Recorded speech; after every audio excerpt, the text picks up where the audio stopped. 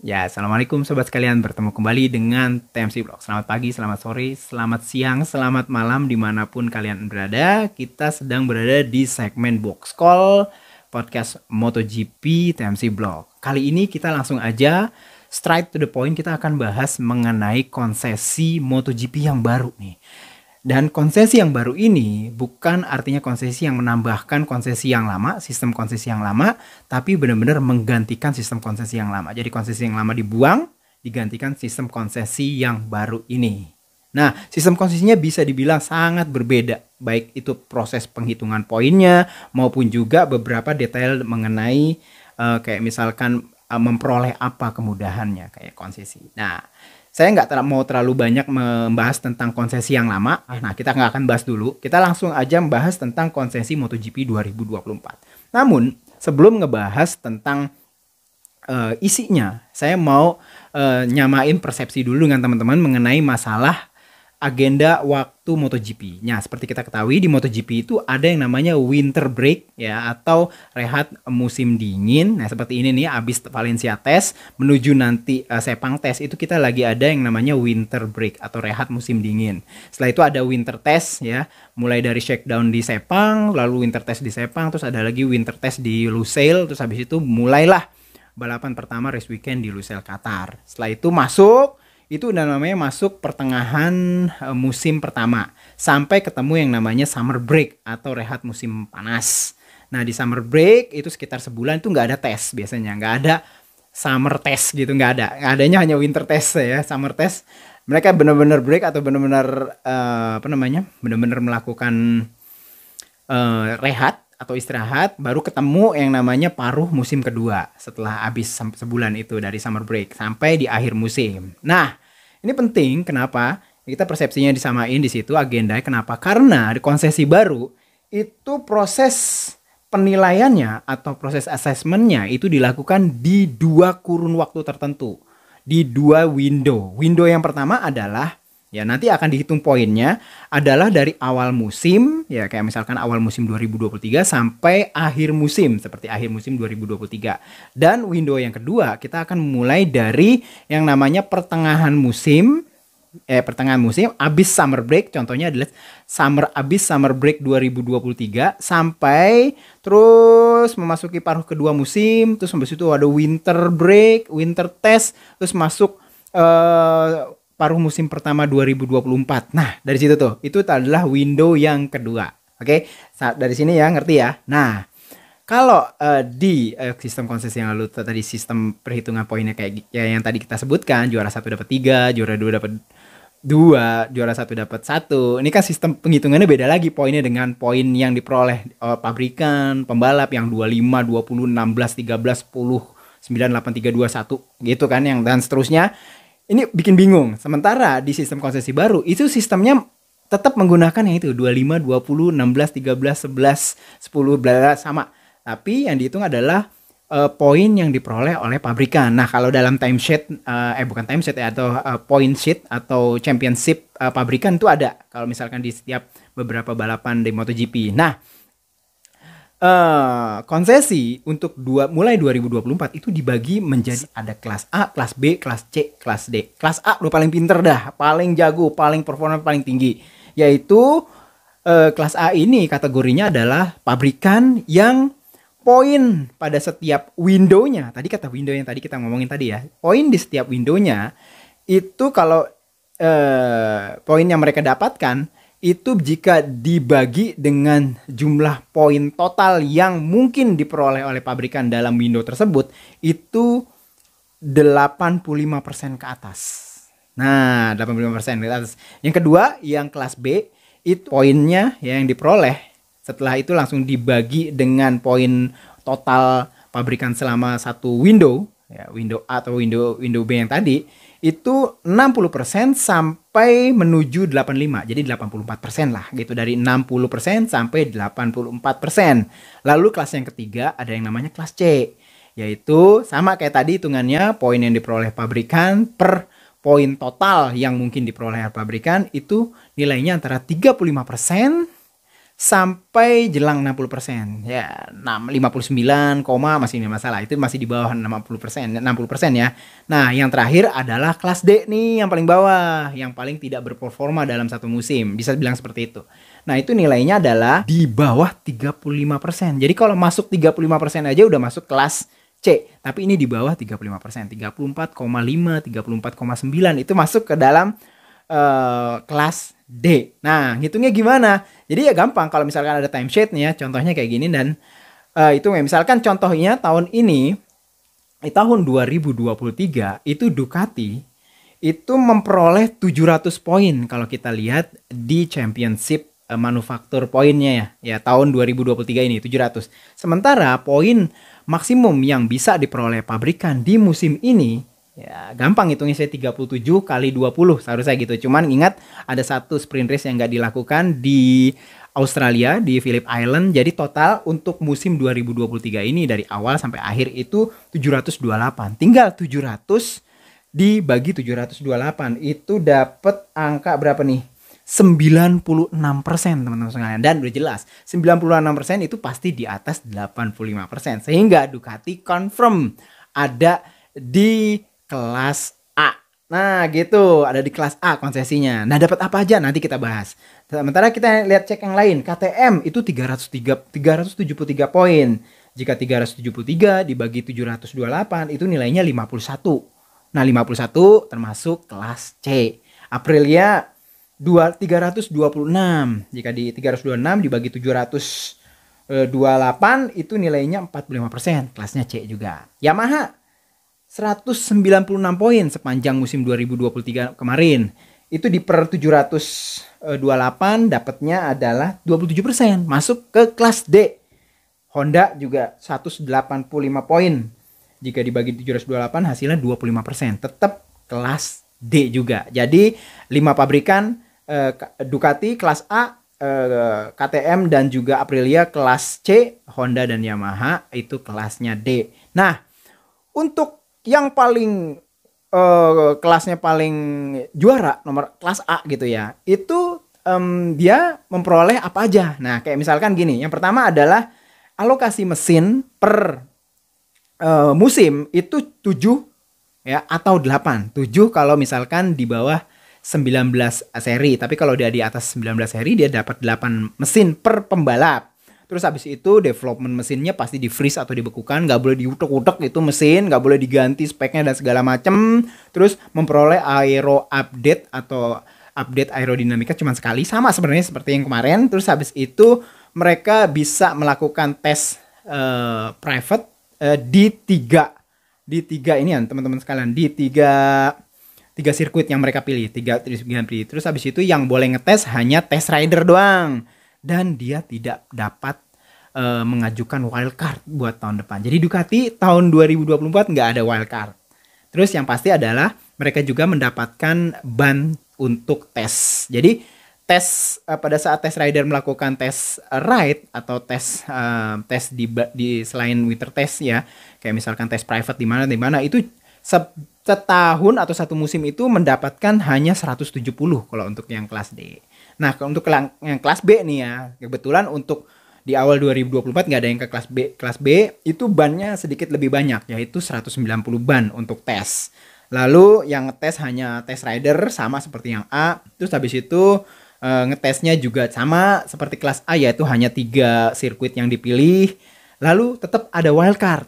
Tapi wildcardnya cuma 3 kali wildcard. Mesinnya juga sama seperti AA, 7 atau 8. 7 jika di bawah 19, 8 di atas 19 ke atas. Engine-nya di freeze atau dibekukan, nggak boleh udek-udek, speknya dan segala macam nggak boleh diubah-ubah. Aero update-nya juga sekali. Lalu kelas C nih, KTM dan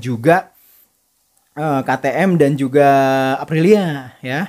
Itu bannya mereka memperoleh 220 ban, lebih banyak pastinya. Terus habis itu tapi mereka hanya tetap boleh itu melakukan tes private itu di tiga sirkuit aja yang dipilih. Artinya ya sama seperti kayak Ducati gitu ya. Cuman masalahnya pembalap tes mereka bisa melakukan lap lap jauh lebih banyak karena bannya jauh lebih banyak ya 50 lebih banyak ya. Kalau Ducati kan hanya 170, di sini 220. Lalu yang bisa melakukan tes private itu hanya tes rider doang, jadi Dani Pedrosa doang gitu yang boleh. Sementara Jack Miller, Brad Binder nggak boleh gitu. Terus wildcardnya mereka boleh 6 nih, KTM dan juga Aprilia. Jadi ya no wonder KTM siap banget tuh. Ada Pol Espargaro udah siap-siap gitu ya. Terus habis itu ada Pedrosa juga mungkin disiap karena 6 ada 6 banyak banget gitu ya. Terus habis itu mesinnya sih tetap sama, jumlah alokasinya itu 7 atau 8, 7 jika di bawah 19, di atas 19 20 gitu ya. Itu 8. Mesinnya atau engine-nya juga di freeze dengan update aerodinamika juga cuma sekali. Sama seperti tahun lalu. Nah, yang menarik yang D nih. Yang D ini yang tahun mulai musim 2024 sampai mulai awal 2024 itu diperoleh oleh Yamaha dan Honda. Itu mereka yang pertama adalah alokasi mesinnya jauh lebih banyak, 9 atau 10. 9 jika di bawah 19, di atas 19 seri itu dapat 10, 9 atau 10. Lalu mesinnya free. Boleh diubek-ubek, artinya gitulah. Artinya boleh diupdate mesinnya. Contoh, tapi ada ininya ya, ada koridornya. Jadi kayak misalkan ukuran bornya masih tetap 81 mm piston, terus habis itu nggak boleh lebih dari 4 silinder. Nah, itu ada koridornya. Namun ekstrimnya kayak misalkan mereka merubah dari V4 ke inline 4 atau inline 4 ke V4 atau merubah dari screamer ke big bang, firing order dan segala macam, itu boleh. Ya, jadi ada yang boleh, ada yang nggak boleh gitu ya. Tapi mesin bisa diakses, mereka ngubah flywheel, ngubah apa, pokoknya bisa ngebongkar dari engine, itu boleh banget, baik Honda maupun Yamaha tahun depan. Aero update-nya juga lebih banyak. Jadi kalau yang lain KTM, Aprilia, Ducati hanya sekali, setiap pembalap Honda atau setiap pembalap Yamaha itu memperoleh 2 kali selain yang aero pertama. Jadi aero pertama dapat, mereka homologasikan yang pertama, lalu di sepanjang musim berjalan itu mereka mendapatkan 2 kali lagi kesempatan untuk bisa merubah aerodinamika, lebih banyak sekali gitu ya. Terus mereka memperoleh wildcard juga sama 6 kali gitu ya. Terus bisa melakukan test ride di mana aja, kapan aja. Wih, enak banget ya, bisa kapan aja dan di mana aja. Tapi ada tapinya. Mereka dibatasi juga sebenarnya. Tapi dibatasi oleh apa? Dibatasi oleh jumlah ban, cuman 260. Boleh tiap hari ngetes, boleh nggak masalah. Cuman bannya cuma dikasih 260. Dan ban Michelin ini memang ban prototype. Jadi ya boleh ngetes di mana aja, tapi bannya ya ban Michelin gitu kan, nggak bisa nambah lagi, hanya 260 piece ban gitu ya. Private testnya terus boleh kapan aja dan boleh di mana aja, seperti kayak untuk Honda ini dan Yamaha. Nah, tapi Honda, Yamaha, Aprilia, terus habis itu KTM dan Ducati itu akan di-assessment lagi, akan dinilai lagi nanti menjelang summer break nanti 2024. Mereka akan diukur lagi poinnya. Tapi mengukur poinnya diambil start awalnya setelah summer break 2023 yang kemarin sampai nanti menjelang summer break 2024. Ngitungnya sama lagi. Ada 85% ke atas, di atas 85%, antara 60 sampai 85, terus habis itu antara 35 dan juga 60%, dan di bawah 35% untuk yang D. Sama persis kayak gitu. Namun misalkan gini, dalam setelah perhitungan itu tiba-tiba berubah. Kayak misalkan Honda sama Yamaha tiba-tiba kalau dihitung dengan sistem itu di window yang kedua ini, misalkan nilainya di atas 35%, kayak misalkan 40% gitu. Nah, otomatis ada yang berubah nih. Yang pertama adalah jumlah ban alokasinya pasti berubah, teman-teman sekalian. Kayak misalkan awalnya kan mereka dapat 260 nih ya. Tiba-tiba Honda sama Yamaha, misalkan Honda ya 40% misalkan setelah summer break itu, setelah dinilai-nilai. Wah, berarti alokasi bannya nggak boleh 260. Balik lagi ke di mana dia tempatnya. Misalkan di tempatnya C cuma 220, harus dikurangin sama Michelin, diambil tuh 40. Kecuali ban tersebut udah dipakai. Misalkan gini, dari awal musim sampai pertengahan musim tiba-tiba ban 260-nya udah dipakai ya. Michelin nggak bisa ngomong apa-apa, ya udah nggak masalah. Artinya tapi setelah itu mereka nggak dapat ban lagi. Nah gitu. Nah, yang kedua adalah private testingnya. Private testingnya awalnya boleh dilakukan oleh semuanya pembalap. Jadi kayak misalkan nanti ini shakedown test di Sepang, itu Joan Mir boleh ikut, gitu ya. Joan Mir boleh ikut, Luca Marini boleh ikut, Johan Zarco boleh ikut, siapa lagi, Nakagami boleh ikut, selain menemani dari Stefan Bradl kan tes. Jadi boleh. Atau misalkan Cal Crutchlow boleh ikut, Quartararo boleh ikut juga di tes, terus habis itu Alex Rins juga boleh ikut nanti di shakedown test. Sementara di shakedown test untuk Aprilia, untuk KTM dan Ducati itu hanya test rider doang yang boleh. Nah itu contohnya gitu. Tapi nanti di tes yang resminya masih boleh. Nah gitu private testnya. Kalau misalkan Honda ya naik jadi 40% di assessment kedua, di window kedua, maka langsung tuh nggak boleh pembalap reguler untuk ikut tes private. Jadi yang biar ikut tes private adalah test rider aja. Lalu yang ketiga adalah kesempatan untuk tes di mana aja itu langsung dibekukan. Jadi hanya boleh melakukan tes di 3 sirkuit yang ditunjuk. Tapi pertanyaannya kalau misalkan saya udah melakukan 3 atau 4 pengetesan sebelum summer break gimana? Ya udah berarti cuma sampai segitu doang gitu. Kalau misalkan 6 ya udah nggak apa-apa, 6 berarti udah bonus gitu, 6 ya 6 kali. Tapi setelah itu nggak boleh lagi tes karena udah melebihi dari 3. Lalu wildcardnya akan ditambah atau dikurangin berdasarkan jumlahnya, tapi kayak misalkan Honda ya awalnya 6, kalau naik ke C kan gitu 6. Tapi kalau misalkan naiknya ke ke B ya, yang kalau di mana di B itu jumlah wildcardnya hanya 3, itu langsung berubah dari 6 nggak boleh 6 atau 3 doang. Tapi kalau misalkan sebelum summer break udah misalkan 4 pembalap melakukan wildcard, ya mau gimana lagi, cuman setelah itu nggak bisa melakukan wildcard lagi. Sama seperti kayak ban, contohnya sistem kasusnya. Terus aero update-nya juga mengikuti, kayak misalkan Honda dapat 40 lagi ya tadi ya, setelah assessment kedua menjelang summer break 2024 nanti. Kesempatan dia untuk memperoleh update aerodinamika itu nggak lagi 2 kali lagi, tapi hanya sekali lagi gitu. Tapi kalau udah 2 kali keluar aerodinamika ya nggak boleh lagi nambah. Dan salah satu dari homologasi aerodinamika yang sudah dipakai itu harus dicabut. Jadi tinggal 2 doang homologasinya. Nah kayak gitu teman-teman sekalian. Jadi seperti itu. Sistem homologasi baru kalau menurut saya itu lebih adil dibandingkan yang lalu. Nggak hanya adil untuk pabrikan yang struggle banget kayak Honda dan Yamaha, namun juga pabrikan yang ada di tengah juga dapet. Terus habis itu untuk pabrikan yang terlalu powerful itu agak sedikit dikebiri ya, kesempatan dia untuk melakukan hal-hal teknis di tahun 2024 nanti dan juga nanti ya seterusnya. Jadi seperti itu teman-teman sekalian. Nah, kalau teman-teman sekalian masih ada yang ingin ditanyakan mengenai sistem konsesi baru ini, silahkan tulis di kolom komentar. Mudah-mudahan saya bisa langsung menjawabnya. Atau bisa langsung di Twitter di @motoupdate atau di Instagram di @tmcblog. Itu aja, semoga bisa bermanfaat. Sampai bertemu di vlog selanjutnya. Assalamualaikum warahmatullahi wabarakatuh.